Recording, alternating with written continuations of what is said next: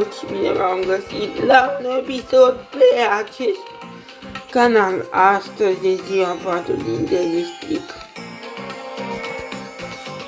care, sincer, bă, după părerea mea, e cam degeaba,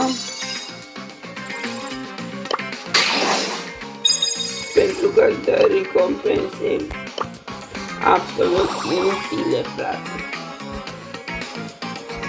Să dau mai încet dacă pot. Așa.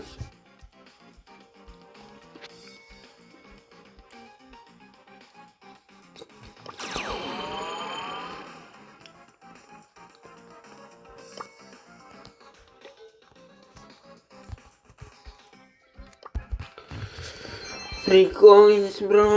Ok.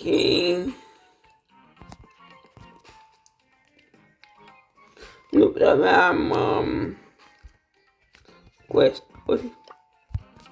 Asta au refăcut, ok.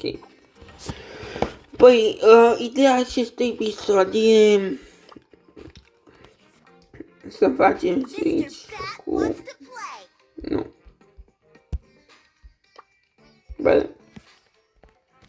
să facem switch de la BB la Flink, frate. Life is a box of brawlers.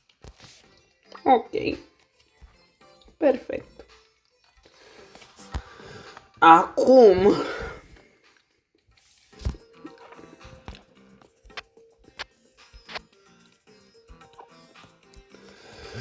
trebuie doar să facem acest quest ca să ne mai jucăm așa.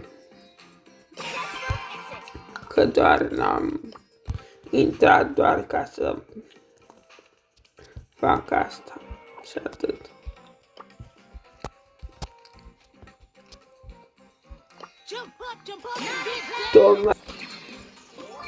Tocmai acum câteva minute am filmat episod. Am pus de fapt episod. Nu știu, bă, parcă n-am tâmpit, nu știu, bă, frate. În care am studiat un pic dacă merită sau nu să joci cu Oli. Și nu prea, adică chestia e că nu e bun pe hărțile de showdown solo și pe Brawl Ball e bun doar dacă ai gadgetul de sărire, practic, de săritură, pardon. Bă, hai să jucăm Treasure Hunt pe un event nou. Să vedem ce se întâmplă, pentru că nu am jucat până acum.